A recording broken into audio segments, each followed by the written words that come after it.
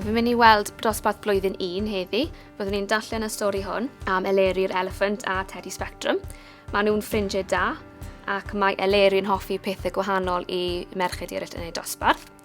Bydd y plant yn gwneud 3 gweithgaredd. Bydd y plant yn creu cawl ffrindiau. Beth sy'n gwneud ffrind da i gael nhw i feddwl am beth sydd angen i ffrind wneud. Bydd y plant yn ardderno elephant, felly pwrpas y gweithgaredd yma yw dewis beth maen nhw'n hoffi ac i weld bod nhw'n iawn i hoffi pethau gwahanol. Bydd y plant yn edrych ar teganau a pwrpas y dasg yma yw i weld pa teganau sydd i fechgyn, pa teganau sydd i ferched neu'r ddoi.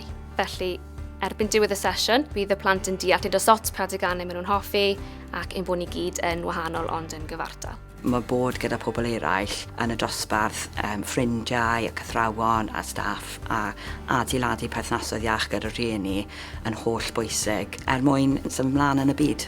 Felly perthnasoedd nhw rhwng eu rhieni a nhw, rhwng eu ffrindiau a nhw hefyd, a bydd y sgiliau yn arwain tuag at adeiladu perthnasoedd iach pan maen nhw'n hŷn. A hefyd maen nhw wedi bod yn dysgu am bod yn iawn i fod yn wahanol, bod pob un yn wahanol, a mae hwnna'n peth arbennig. Dwi'n meddwl bod sesiynau fel hyn mor bwysig, a dwi'n meddwl gyda gwersi fel hyn, y ffocws mwyaf pwysig falle yw perthnasoedd a datblygu perthnasoedd positif gyda phobl. Ach, mae dysgu'r plant sy'n mae cydymdeimlo, sy'n mae dangos empathi, a falle i ddeall y plant sy'n falle'n wahanol iddyn nhw mewn rhyw ffordd. Mae'r staff yn yr ysgol yn cyfarfod ar y cyd i gynllunio i sicrhau bod y cynnwys yn addas ar gyfer oedran y plant maen nhw'n dysgu. Ond hefyd ni'n cyfeirio at y cynllawiau ar gyfer y cwricwlwm newydd i sicrhau bod ni'n glynu at dreini a bod ni'n dewis storïau a pethau fel yna sydd yn addas i drosglwyddo negeseuon pwysig amdano gydberthnasedd.